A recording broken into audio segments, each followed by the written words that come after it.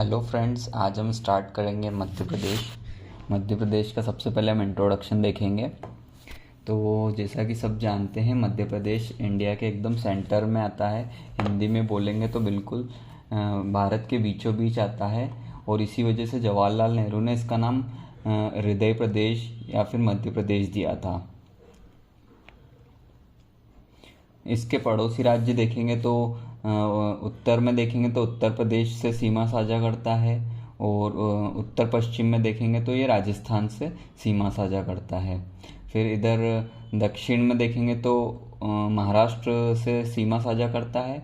और दक्षिण पूर्व में छत्तीसगढ़ से सीमा साझा करता है। और पश्चिम की ओर ये वाला एरिया गुजरात से सीमा साझा करता है मध्य प्रदेश। और मध्य प्रदेश का गठन सब जानते हैं, जैसे कि राज्य पुनर्गठन आयोग बना था, उसके बाद 1 नवंबर 1956 को हुआ था। और उस वक्त 14 राज्य और 7 केंद्र शासित बने थे, 6 केंद्र शासित बने थे। तो उसी में से एक मध्य प्रदेश का भी गठन हुआ था। उस वक्त ये वाला क्षेत्र यहाँ नीचे तक फैला हुआ था, जिसमें महाराष्ट्र का काफ़ी बड़ा एरिया था, पूरा छत्तीसगढ़ हुआ करता था। फिर ये जब पुनर्गठन हुआ तो ये यहाँ पे 8 जिले महाराष्ट्र को दे दिए गए थे। और ये वाला पोर्शन है जो ये छत्तीसगढ़ का, ये 1 नवंबर 2000 को छत्तीसगढ़ राज्य बना दिया गया था। और ये जो वर्तमान स्वरूप है, ये 1 नवंबर 2000 से अब वर्तमान तक ऐसा देखा जा रहा है। वर्तमान में देखेंगे तो मध्य प्रदेश में 10 संभाग है। और 53वां जिला अभी मार्च में जो घोषित हुआ है 4 मार्च 2023 को, वो मऊगंज है। ये वर्तमान तक की स्थिति है। अगर इसकी एग्जैक्ट डेट देखें तो 4 मार्च 2023 को मुख्यमंत्री शिवराज सिंह चौहान ने मऊगंज को 53वां जिला घोषित किया। तो हम देखेंगे मध्य प्रदेश के पड़ोसी राज्य। तो सबसे पहले उत्तर पश्चिम में तो राजस्थान आता है, सब जानते ही हैं। और इसके बाद उत्तर पूर्व में देखेंगे तो उत्तर प्रदेश आता है। और दक्षिण पूर्व में छत्तीसगढ़ आता है, जो हमारा ही छोटा भाई है छत्तीसगढ़। 1 नवंबर 2000 को हमसे अलग हुआ था। और सबसे दक्षिणी सीमा जो मध्य प्रदेश साझा करता है वो है महाराष्ट्र। और पश्चिम में है गुजरात। तो ये 5 राज्य से मध्य प्रदेश सीमा साझा करता है।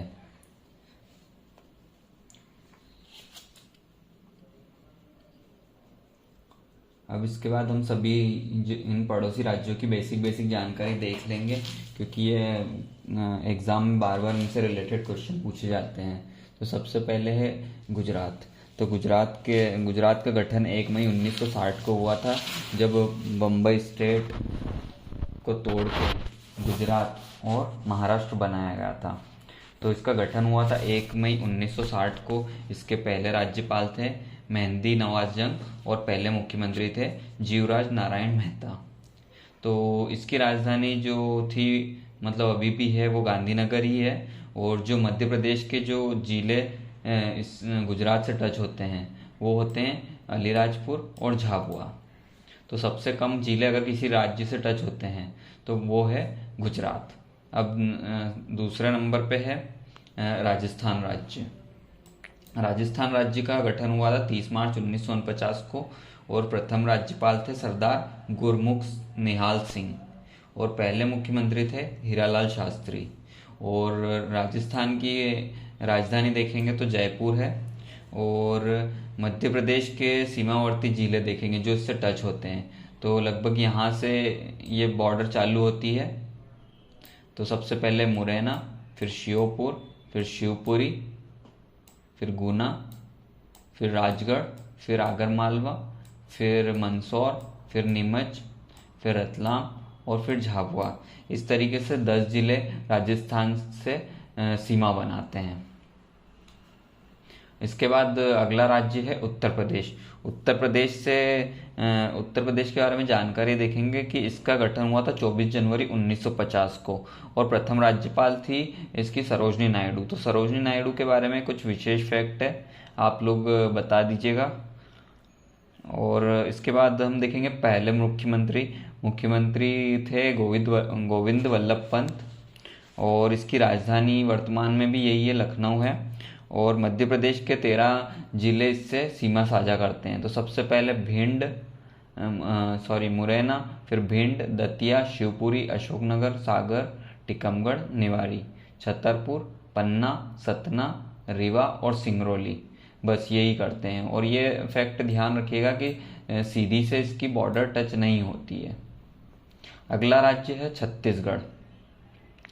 छत्तीसगढ़ छत्तीसगढ़ का गठन 1 नवंबर 2000 को ही हुआ था। और ये हमारे मध्य प्रदेश से ही अलग हुआ था। इसके पहले राज्यपाल का नाम काफ़ी इम्पोर्टेंट है, दिनेश नंदन साय। और इसके जो पहले मुख्यमंत्री है वो सबसे ज़्यादा इम्पोर्टेंट हो जाते हैं एग्ज़ाम पॉइंट ऑफ व्यू से, जो कि अजीत जोगी एक ICS ऑफिसर भी रहे थे, ये कलेक्टर रहे थे। ये इनके बारे में एक इम्पॉर्टेंट फैक्ट हो जाता है। और छत्तीसगढ़ की राजधानी देखेंगे तो ये रायपुर है, करेंटली भी रायपुर ही है। और छत्तीसगढ़ के जो अलग होने के कारण था मध्य प्रदेश से, एक तो वो ये था, एक एडमिनिस्ट्रेटिव रीज़न भी था कि ये बहुत ही ज़्यादा दूर पड़ रहा था एक तो मध्य प्रदेश की कैपिटल से, जैसे कि जो भोपाल हुआ करती थी यहाँ से काफ़ी दूर पड़ रहा था, इस वजह से पिछड़ रहा था विकास में। और दूसरी बात, इसके पास काफ़ी संसाधन होते हुए भी ये काफ़ी पिछड़ रहा था। इस वजह से 1 नवंबर 2000 को छत्तीसगढ़ मध्य प्रदेश से अलग हो चुका था।